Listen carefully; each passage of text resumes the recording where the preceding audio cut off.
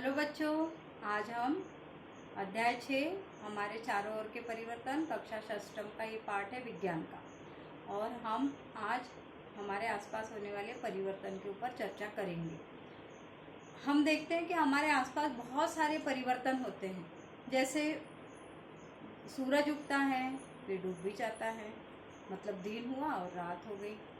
फिर हमने एक बीज बोया, वो धीरे धीरे बड़ा हो गया, बड़ा पौधा बन गया। हमने एक आम का बीज बो दिया था, पेड़ बन गया कई सालों में। फिर गेहूं का बीज बो दिया, वो 3-4 महीने में फसल उसकी तैयार हो गई है। इस तरह ये परिवर्तन होते हैं, मतलब धीरे धीरे होने वाले परिवर्तन। इसको हम मंद परिवर्तन कहते हैं। जैसे भोजन बनाया, हमने सुबह खा लिया, शाम को बच गया, बहुत गर्मी के कारण वो खराब हो गया। फिर हमने दूध था, दूध में हमने नींबू का थोड़ा रस डाल दिया तो दूध का पानी पानी अलग हो गया और पनीर अलग बन गया। ये सब मंद परिवर्तन है और धीरे धीरे होने वाले परिवर्तन है। लेकिन क्या हम इसको फिर से वापस ला सकते हैं? जो गेहूं का बीज हमने बोया था, तो हम जमीन से बीज प्राप्त कर सकते हैं।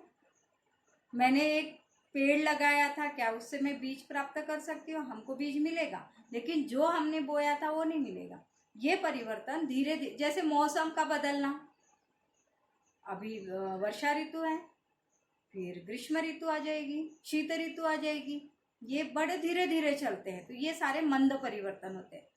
कुछ तीव्र परिवर्तन होते हैं, जैसे मैंने अभी तुमको बताया था कि दूध में नींबू का रस डाला और पनीर अलग हो गया, पानी अलग हो गया। ये तीव्र परिवर्तन है, फटाक से हो गया। दूध में एक नींबू का बूंद गिर गई गर्म दूध में और दूध हमारा फट गया, उसमें पनीर अलग हो गया और पानी अलग हो गया। तो ये तीव्र परिवर्तन हो गया। फिर जैसे मैंने ये कागज लिया और ये कागज को फाड़ दिया, फटाक से फट गया। फिर इसको मैं वापस जोड़ सकती हूँ क्या? इसी तरह से नहीं जोड़ सकती हूँ। ये परिवर्तन भी कैसे परिवर्तन है, ये भी हमको पढ़ना है कि फाड़ दिया, जोड़ नहीं सकते हैं। फिर कुछ परिवर्तन, अभी तीव्र परिवर्तन के बारे में हम बात कर रहे थे। जैसे गुब्बारा, हमारे पास एक बलून है, उसको हमने पिन से टोच दिया, फटाक से फूट गया। फिर हमने फटाका फोड़ दिया बड़ी आवाज के साथ और प्रकाश देते हुए, वो फट गया। ये तीव्र माचिस की तीली का जलना, ये तीव्र परिवर्तन है। तो मंद और तीव्र परिवर्तन, धीरे धीरे चलने वाले परिवर्तन मंद परिवर्तन कहलाते हैं। इसके उदाहरण भी आपको बता दिए। फिर तीव्र परिवर्तन में गुब्बारे का फटना, फटाके का फोड़ना, फिर दूध से पनीर बनाना, और क्या था कि माचिस की तीली का जलना, ये सारे तीव्र परिवर्तन है। फिर हम बात करते हैं उत्क्रमणीय परिवर्तन और अनुत्क्रमणीय परिवर्तन। उत्क्रमणीय परिवर्तन क्या होते हैं? जैसे मैंने आटा भिगाया और आटे से रोटी को बेला, बेलने के बाद मेरी रोटी टेढ़ी बन गई, मैं चाहती हूँ गोल रोटी बने, फिर से मैंने उसको मोड़ लिया और फिर से मैंने गोल रोटी बना ली, फिर भी अच्छी नहीं बनी, मैंने फिर से मोड़ लिया और फिर से बना लिया। क्या मैं रोटी से आटा बना सकती हूँ और आटे से रोटी बना सकती हूँ? बना सकती हूँ। ये परिवर्तन क्या है? उत्क्रमणीय परिवर्तन है। जैसे मेरे पास एक एरोप्लेन है, ये कागज था इस तरह से पूरा मेरे पास, और मैंने उससे प्लेन बना दिया।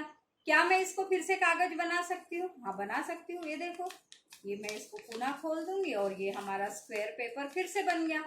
ये परिवर्तन भी कौन सा परिवर्तन हो गया? उत्क्रमणीय परिवर्तन।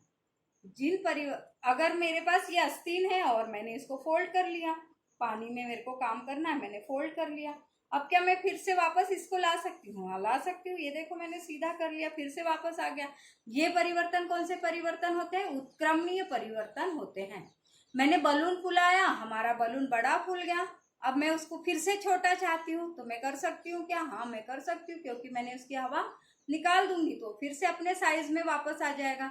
मेरे पास एक रबर बैंड है और मैंने इसको खींचा जोर से, खींचने के बाद क्या होगा? छोड़ दिया तो फिर से वापस आ जाएगा। तो ये उत्क्रमणीय परिवर्तन है। जिनको पुनः वापस पूर्व स्थिति में ला सकते हैं उन्हें उत्क्रमणीय परिवर्तन कहते हैं। जिन परिवर्तन को मूल अवस्था में पुनः प्राप्त किया जा सकता है उसे उत्क्रमणीय परिवर्तन कहते हैं। ठीक इसके विपरीत अनुत्क्रमणीय परिवर्तन, जिन परिवर्तनों में विपरीत परिवर्तन संभव नहीं होता है, हम इसे वापस नहीं ला सकते हैं। जैसे मैंने बलून को पिन टोच के फोड़ दिया था तो मैं इसको वापस नहीं ला सकती थी, अतः ये अनुत्क्रमणीय परिवर्तन है। जैसे मैंने ये कागज लिया, इसको फाड़ दिया, तो इसको मैं फिर से वापस नहीं जोड़ सकती हूँ। ये परिवर्तन अनुत्क्रमणीय परिवर्तन है, इसको वापस नहीं लाया जा सकता। रोटी को बेलकर अगर मैं सेक लूँ तो फिर से आटा नहीं बना सकती हूँ। तो ये परिवर्तन अनुत्क्रमणीय परिवर्तन कहलाते हैं। इस तरह आज आपने पढ़ा मंद और तीव्र परिवर्तन, फिर पढ़ा उत्क्रमणीय और अनुत्क्रमणीय परिवर्तन। ठीक है बच्चों।